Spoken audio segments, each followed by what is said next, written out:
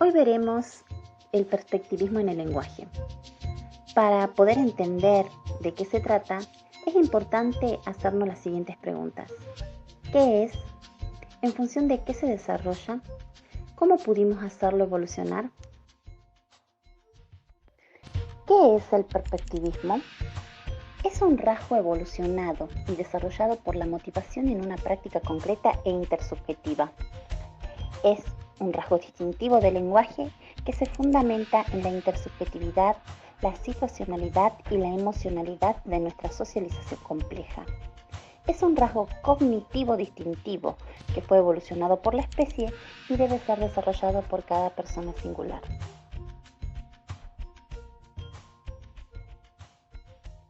¿En función de qué se desarrolla? Se desarrolla en función de la filogenia, la ontogenia y la experiencia social. Filogenia. Hacer evolucionar el lenguaje nos demandó aproximadamente 3 millones de años dentro de la hominización. Hace 200.000 o 150.000 años se consolidó en nuestro genoma los genes del habla fonética. Y hace 70.000 años, con el lenguaje plenamente evolucionado, pudimos implementar la revolución cognitiva. Desde la ontogenia, con ayuda de la filogenia, en 4 años desarrollamos y adquirimos al menos una lengua natural, la lengua materna. Por tanto, en la naturaleza humana nada es innato. Todo en nuestra especie y en cada uno de nosotros es practicado en situaciones de interacción directa con otros y motivados por las emociones y los sentimientos. Desde la experiencia social hay un intenso condicionamiento sociocultural, la convencionalidad arbitraria impuesta. En la práctica, el perspectivismo es siempre individualizador y situado. ¿Cómo pudimos hacer evolucionar el lenguaje perspectivista? Desde la filogenia, el lenguaje único evolucionó como un medio de compartir información sobre el mundo, la teoría del chismorreo. Según esta teoría, el Homo sapiens es ante todo un animal social. La cooperación social fue y es nuestra clave para la supervivencia y la reproducción. Desde la ontogenia, cada ser humano desde los 9 meses de nacido comienza a desarrollar por empático e intencional una teoría de la mente, que es la competencia cognitiva evolucionada y motivada por la empatía y la intencionalidad. Esta teoría consiste en hacernos lectores de la mente de los otros con los que interactuamos. Por ello, es importante entender en qué consiste la empatía y la intencionalidad. Empatía. Es la sintonía e identificación emocional con otros seres humanos al participar con ellos en actividades o al observarlos. Intencionalidad. Es la expresión, la proyección y el reconocimiento de las emociones propias y ajenas en comportamientos, tanto individuales como sociales, compartidos o observados. Ahora vamos a desarrollar el carácter perspectivista del lenguaje y para ello veremos 4 aspectos: las posibilidades de representación, las prácticas autogestionadas y singulares, las ventajas cognitivas y los componentes pragmáticos. Cuando desarrollamos el lenguaje por su carácter perspectivista, también comenzamos a desarrollar una modalidad propia de generar posibilidades de representación. Y para ello nos valemos de los símbolos lingüísticos, cuya esencia es intersubjetiva, en el sentido de que es algo que el usuario produce, comprende y sabe que los otros comprenden. Esto resulta evidente para los niños pequeños desde una etapa muy temprana del proceso de adquisición del lenguaje. La esencia perspectivista hace referencia a la capacidad humana de ver una misma cosa desde diferentes perspectivas, con propósitos comunicativos diferentes. Esto se revela más gradualmente cuando aquellos niños advierten que hay modos alternativos de ver las cosas y de hablar de ellas. Aunque el perspectivismo esté disponible por nuestra biología, proviene además de un intenso condicionamiento sociocultural que permitió un estilo autogestionado y singularizado, por medio de la experiencia de autosignificación o autoconocimiento emocional. Se da en cada ser humano dentro de los grupos de socialización. Es un modo singular de practicar, sentir y conocerse a través del lenguaje, es decir, posibilita la singularización. La práctica comunicacional singular. La experiencia comunicacional en vivo o intersubjetividad real, en la que el lenguaje hizo evolucionar su perspectivismo, dependió de dos aspectos positivos: la situacionalidad y su variabilidad. El hablante elige los medios de expresión simbólicas que se adapten al contexto comunicativo y a sus expectativas con el interlocutor.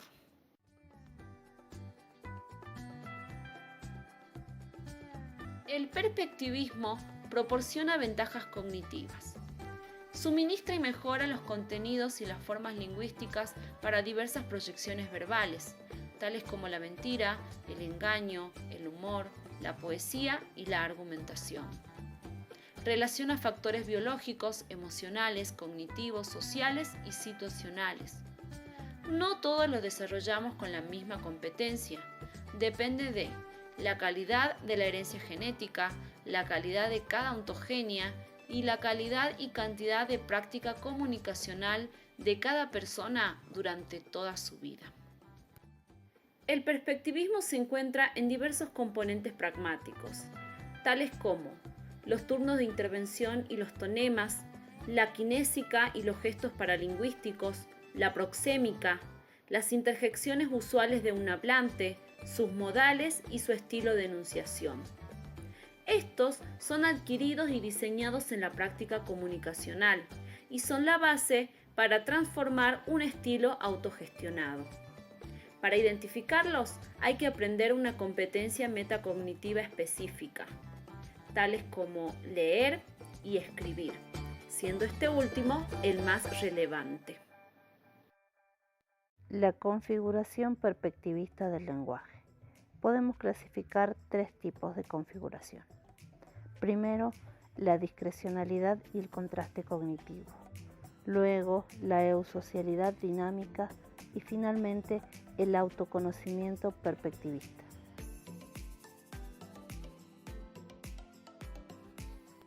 Discrecionalidad y contraste cognitivo. El perspectivismo potencia la discrecionalidad en el individuo, es decir, la capacidad de establecer diferencias y reconocer posibilidades alternativas. Esto se logra cada vez que el ser humano habla y escucha sobre las cosas en general. Por ejemplo, para que un sujeto pudiera interpretar que su interlocutor quiere el jabalí a cambio del collar, tuvo que aplicar esta capacidad. Tuvo que aprender a predecir este comportamiento y las intenciones del otro, debido a que la otra persona puede tener necesidades distintas o contrapuestas a las de él. Esta carrera de armamento cognitivo paralelamente impulsó la carrera del armamento lingüístico. En cuanto al contraste cognitivo, podemos decir que es la capacidad que tiene el sujeto de oponer, comparar y evaluar ideas.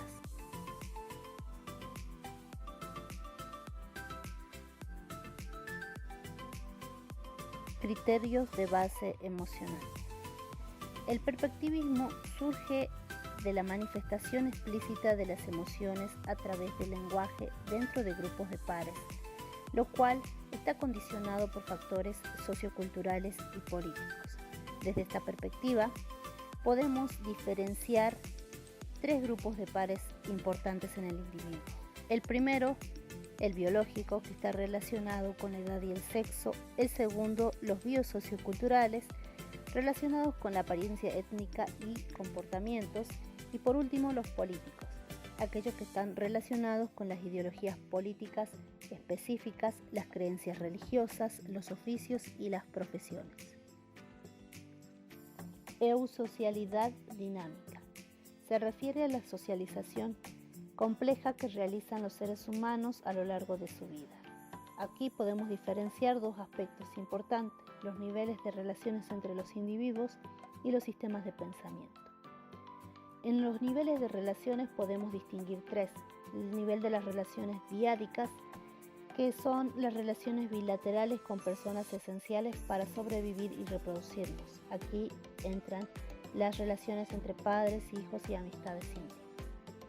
Luego tenemos el nivel de las relaciones grupales de pares necesarios, las cuales nos sirven para referenciarnos y diferenciarnos de los otros. Estas se pueden establecer según la edad, el sexo, las creencias religiosas, en fin. Y por último tenemos el nivel de autoestatus transitorio, dentro de lo cual nosotros nos comparamos, autoclasificamos, autoconocemos a fin de evaluarnos a nosotros mismos. En cuanto a los sistemas de pensamiento, podemos establecer dos. El sistema de pensamiento es uno que opera de manera rápida, automática, con poco o ningún esfuerzo, en el cual está presente el yo experimentador. Por último tenemos el sistema 2, el cual es más complejo ya que centra su atención en actividades mentales esforzadas como los cálculos, y las operaciones de este sistema están asociadas a actuar, elegir y concentrarse. Aquí está presente el yo narrador.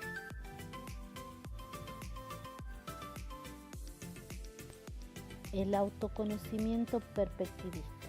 Aquí podemos diferenciar dos conceptos fundamentales: la introspección oral o escrita y la potencialidad metacognitiva. La introspección oral o escrita es la tarea de enunciar cuestionamientos y respondernos a nosotros mismos, ya que las preguntas simples de los primeros seres humanos eran respondidas por ellos. La potencialidad metacognitiva hace posible el quehacer filosófico, ya que nos permite cuestionar, indagarnos, crear realidades, incorporar conceptos, aunque esto también nos puede llevar al sesgo del sobrepensamiento.